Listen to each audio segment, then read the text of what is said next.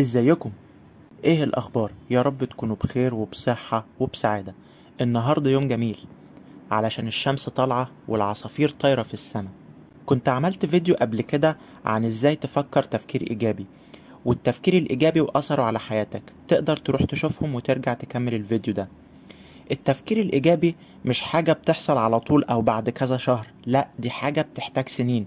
لازم تقعد تتدرب عليها كويس جدا، وعايزة منك انضباط، وعايزة انك انت تتحكم في نفسك جامد جدا.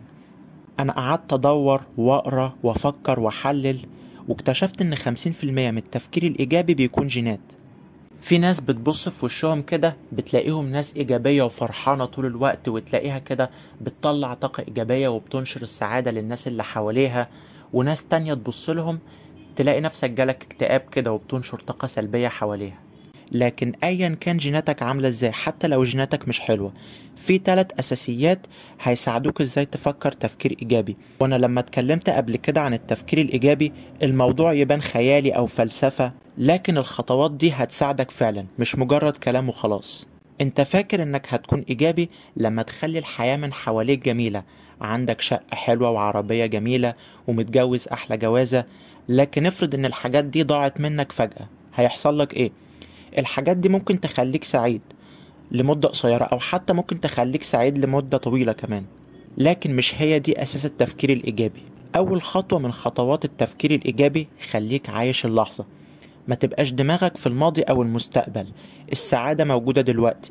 في ناس بيبقوا قاعدين معانا بس موجودين في اللحظة بجسمهم بس، لكن عقلهم من جوه يا إما بيبقى عايش في الماضي أو المستقبل. حرفيا هم مش معانا خالص. اقبل اللحظة زي ما هي، ما تحاولش تغيرها او تقول يمكن كانت ممكن تبقى احسن من كده شوية، او كنت اقدر احسن فيها حاجة معينة. لا، السعادة هي دلوقتي. تاني خطوة من خطوات التفكير الايجابي ان القلق مش هيفيدك بأي حال من الاحوال. ايوه بالظبط زي ما سمعت كده، القلق ملوش اي فايدة. وانا كان صعب عليا اصدق الموضوع ده، واكيد انت برضو صعب عليك تصدق الموضوع ده، لحد ما اتأكدت انه فعلا مش بيفيد بأي حاجة. هتقولي طب ما انا لو ما قلقتش مش هعرف انجز اي حاجة.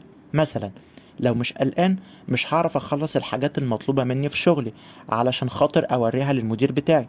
انا لو ما قلقتش مش هعرف انجز اي حاجة في حياتي، ولا كنت هعرف اعمل الحاجات المطلوبة في شغلي بكفاءة وبإتقان.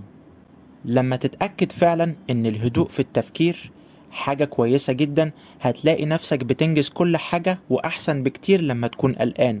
ساعتها هتتأكد ان القلق مش بيعمل اي حاجة غير انه بس بيبوظ نفسيتك من جوه وبيسبب لك مشاكل.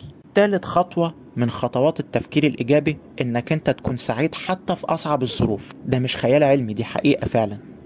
ما تسيبش الظروف تتحكم فيك. حتى لو حد انت بتحبه مات، هل زعلك عليه هيغير الموضوع؟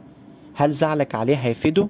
انك تكون سعيد وهادي في اصعب الظروف، مش هادي بس، لا تكون سعيد كمان وفرحان كده حتى في اصعب الظروف، هيساعدك على حلها بمنتهى السهولة. ودي برضو حاجة انت اكيد شايف انها خيال ومش هتصدقها بسهولة، بس لا، لما تيجي تطبقها هتتأكد ان انت تقدر تكون سعيد حتى في اصعب الظروف. وده بيتطلب منك انك يكون عندك انضباط وتحكم في نفسك شديد جدا جدا. ده شغل لازم تعمله من جواك. انت لازم تشتغل على نفسك كويس جدا علشان تكون سعيد في اصعب الظروف. لما تكون سعيد في اصعب الظروف انت كده وصلت للنيرفانا خلاص. في حد هيجي ويقولي طب ليه اكون ايجابي؟ الموضوع يبان قصة او رواية. الاحسن ان انا اكون واقعي. افرض كان عندي اهداف واحلام وحصل ظرف دمر كل حاجة، ازاي بقى هيفيدني التفكير الايجابي؟ الموضوع هو انك تخلي اهدافك واحلامك باحسن شكل ممكن، ومش مهم النتيجة. ما تتعلقش بالنتيجة، ايا كانت النتيجة انت هتكون سعيد ومستمتع وبخير.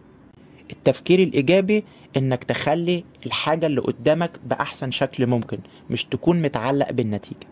نقول النقط تاني، او اللي هما ال3 اساسيات: خليك عايش في اللحظة، القلق عمره ما كان مفيد، ما تخليش الظروف تتحكم في حالتك الداخلية. شكرا جدا، واشوفكم على خير الحلقة الجاية. كل الصحة، كل السعادة، سلام.